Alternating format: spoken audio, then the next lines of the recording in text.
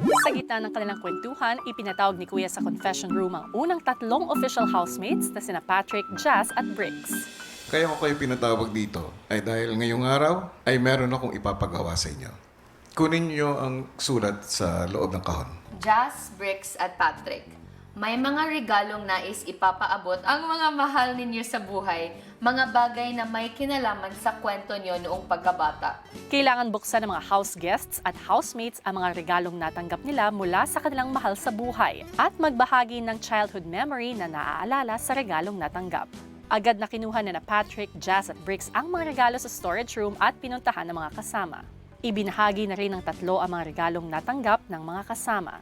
Nang makatanggap ng lahat, unang nagbahagi at nagbukas ng regalo si Dylan. Galing daw sa mama ko.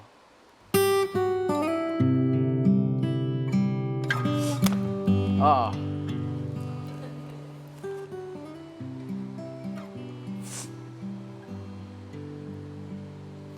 Ito talaga yung... Di ba sa love life may totga? The one that got away. I feel like my life, ito yung totga ko. Kasi parang yung best life nga, best years ko, parang sa UST ko na naranasan. I remember wearing this jersey. Championship namin, kalaban namin NU.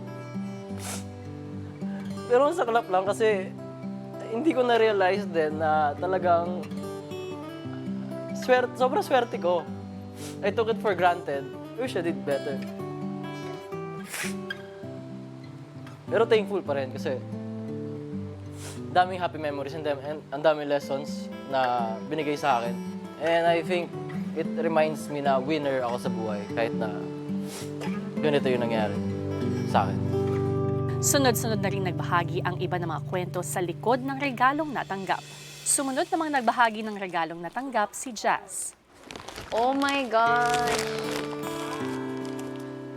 Okay. Sentimental. So, ito yung pinadala ng mom ko because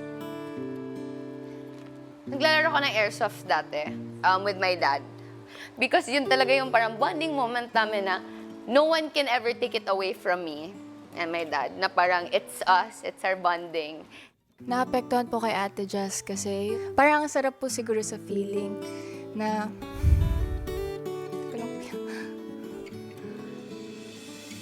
wala ko yun, parang napaisip lang ako na siguro ang sarap sa feeling na may father and daughter bonding. Kaya parang ganun.